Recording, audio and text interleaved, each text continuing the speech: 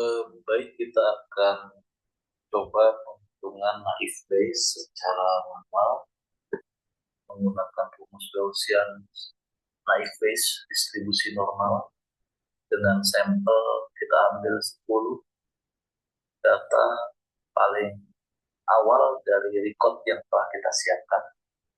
Kita menyiapkan 1993 record data dari hasil pengolahan 3 tahun terakhir di SMA Negeri 17 Palembang. Nilai yang dimiliki oleh calon murid yang akan kita prediksi kelulusannya adalah nilai per mata pelajaran rapor bahasa Indonesia, bahasa Inggris, matematika, IPA, dan nilai tes yang dilakukan pada saat masa PPDB atau SPB. Tahapannya tentu kita menggunakan prinsip asumsi awalnya berdasarkan independensi antar fitur dan distribusi probabilitas normal tadi, Gaussian naif Bayes, dengan formula dasar sebagaimana kita sampaikan tadi, rumusnya seperti itu. Dan kita akan menghitung real probability, yaitu dari masing-masing keterangan hasil seleksi, karena tujuannya adalah lulus atau tidak lulus yang akan diprediksi ini. Maka kita hitung dulu untuk semua mata pelajaran itu berapa peluang lulusnya dari setiap mata pelajaran.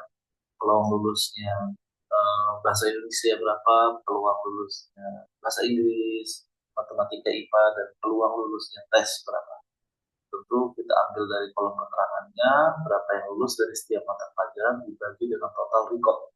Dalam hal ini 10 record ya, kita coba secara manual.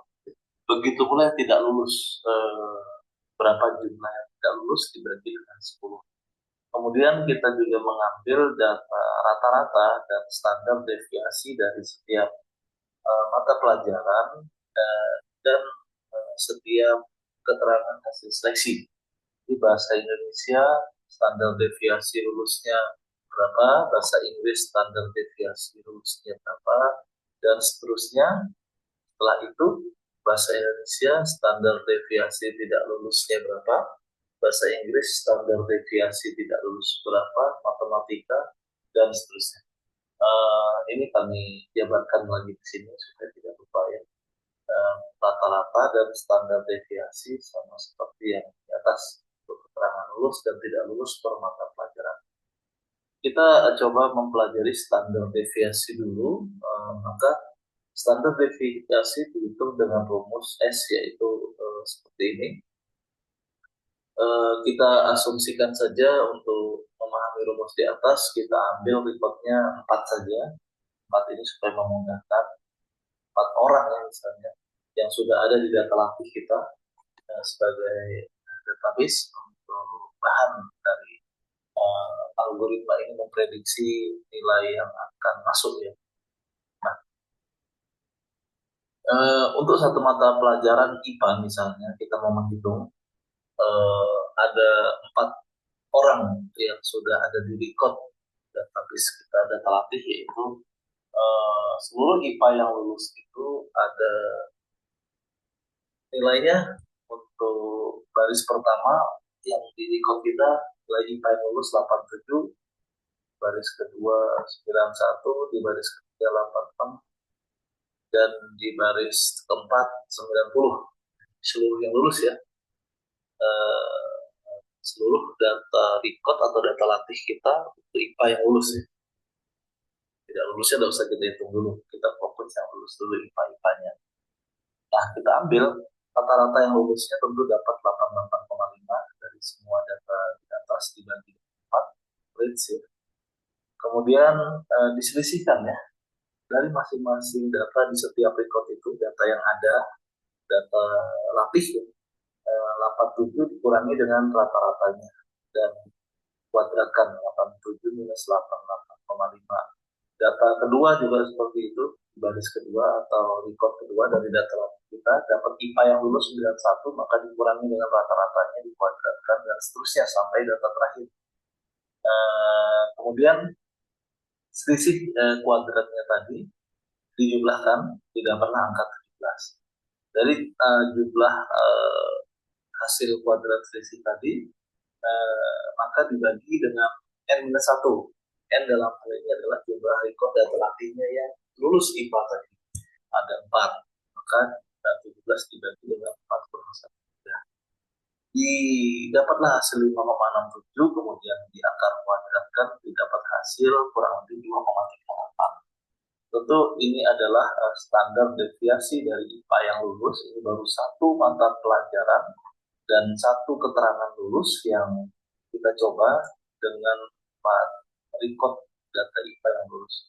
Dapatlah di angka 2,38. Kita akan mempraktekannya nanti untuk 10 data record.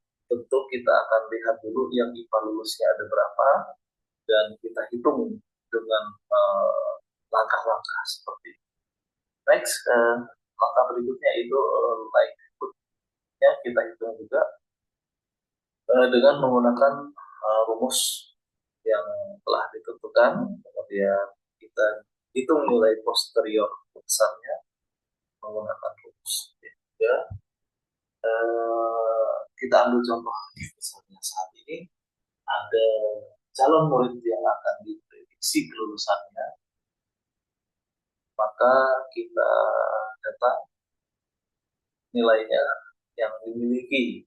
Nilai rapotnya semester 1 sampai 5 bahasa Indonesia 87, bahasa Inggris 86, matematika 86 juga, 86, semua 86 ya. Dan nilai tesnya 65. Tes misalnya dengan simulasi atau dengan tryout yang dilakukan. Tentu dari data-data yang ada, dia pengen tahu nih, dia bisa masuk SMA 17 mana. Kita lakukan langkah kedua, kita hitung dulu masing-masing peluang atau probabilitas priornya, probabilitasnya kalau kita lihat di panel ini, karena datanya ada 10, data latih kita ada 10 tadi kan disampaikan di atas. Nah, mana ya? Kita naik ke atas dulu ya, lihat data latih kita ya. Karena naif base ini menggunakan data yang ada, yang menyiapkan dulu dari data yang ada, baru nanti dibandingkan dengan data yang masuk. Data latihnya ada 10 ini. Nah, maka kita hitung yang lulusnya ada berapa? 1, 2, 3, 4, 5. Ini kebetulan 5 ya. Jadi maka peluang lulusnya atau probability untuk lulus adalah 0,5 didapat dari 5 dibagi 10. Kita juga menghitung probability untuk yang tidak lulus sama dengan jumlahnya 1, 2, 3, 4, 5. Jadi 5 per 10 juga. Kebetulan ini ya. 50-50 nih, 50% lulus, 50% tidak lulus berdasarkan 10 ikut pertama. Jadi didapatlah angkanya 0,5 untuk prior probability lulus dan 0,5 untuk prior probability tidak lulus. Itu adalah langkah kedua. Langkah ketiga, kita menghitung rata-rata yang lulus untuk setiap mata pelajaran di filter di Excel, di filter bahasa Indonesia yang lulus ada 5 tadi, berapa bahasa Indonesianya, berapa bahasa Inggrisnya, berapa matematikanya, berapa IPA-nya, berapa tesnya untuk yang lulus. Dan dari yang lulus itu sendiri dihitung standar deviasinya. Kalau tadi ada 4 ya, contoh penghitungan di atas, maka ini ada 5 yang lulus, maka kita menggunakan langkah-langkah penghitungan standar deviasi di atas untuk 5 record yang lulus dari setiap mata pelajaran. Langkah-langkahnya sama, hitung dulu rata-ratanya, kemudian diskusikan dari setiap record pertama, kedua, ketiga, keempat, kelima untuk kasus ini, dan kita selisihkan, dikuadratkan, dan totalkan hasil selisih kuadratnya dan diambil akarnya. Itulah standar deviasi untuk IPA yang lulus, dan kita akan data selanjutnya untuk yang pelajaran-pelajaran lain dan sampai pada nilai tes. Dapat yang lulus standar deviasi seluruhnya, maka kita sekarang pindah ke yang tidak lulus. Yang tidak lulus juga kita akan hitung berapa rata-rata tidak lulus, kebetulan jumlahnya di 5.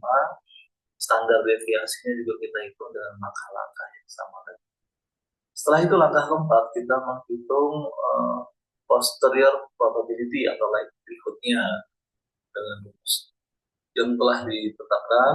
Artinya di sini ada nilai dari data matinya dan nilai dari data ujinya.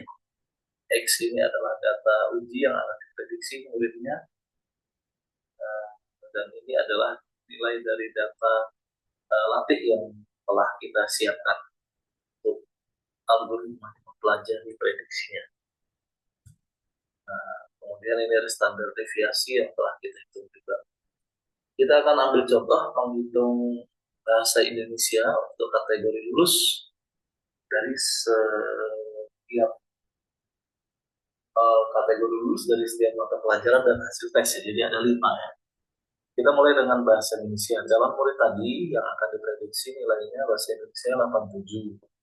Dengan rata-rata yang lulus bahasa Indonesia 90,6 dan standar deviasi 3,05. Maka probabilitas nilai bahasa Indonesia dia 87 untuk lulus adalah dengan rumus ini. Di sini didapat standar deviasi 3,05 masuk di sini, kemudian nilai dia 87 dikurangi dengan nilai rata-rata dikuadratkan, kemudian dibagi 2 kali standar deviasi. Ini sesuai dengan rumus saja ya. Setelah itu didapatlah nilai likelihood-nya atau posterior probability-nya 0,065. Itu baru dapat bahasa Indonesia untuk yang lulus. Kemudian kita hitung juga bahasa Inggris. Prediksinya nilai-nilai yang dimilikinya adalah 86. Berdasarkan tabel hasil penghitungan sebelumnya, nilai rata-rata bahasa Inggris yang lulus adalah 91 dengan standar deviasi 3,36. Setelah kita masukkan ke dalam rumus di atas ini juga, maka didapatlah 0,043. Matematika juga seperti itu, calon murid yang akan diprediksi dia punya nilai 86. Rata-rata matematika 8,94 dengan standar deviasi 4,28 berdasarkan tabel itu. Maka prediksi matematika dia atau 86 untuk lulus adalah 0,0.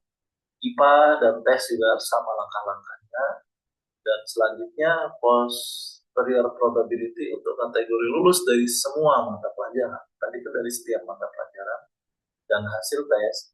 Maka kita tinggal kali-kalikan saja, didapatlah 1,3 kali 10 pangkat minus 7. Ini baru untuk kategori lulus. Nah, untuk next kita hitung juga untuk kategori tidak lulus dengan langkah-langkah yang sama. Maka didapatlah untuk semua mata pelajaran, ini untuk setiap mata pelajaran seperti ini. Dan setelah dikali-kalikan probabilitasnya didapatlah 8,4 kali 10 plus 33. Kita rekap lulus tidak lulusnya seperti ini, maka kita akan memprediksi berdasarkan perbandingan hasil prior probability untuk kategori lulus dan tidak lulus. Didapatkanlah bahwa yang lulus itu lebih besar, 1,3 kali 10 pangkat minus 7 lebih besar daripada 8,4 kali 10 plus 33. Maka diprediksi si calon murid itu akan lulus. Begitulah kira-kira algoritma FX bekerja. Demikian, terima kasih. Assalamualaikum.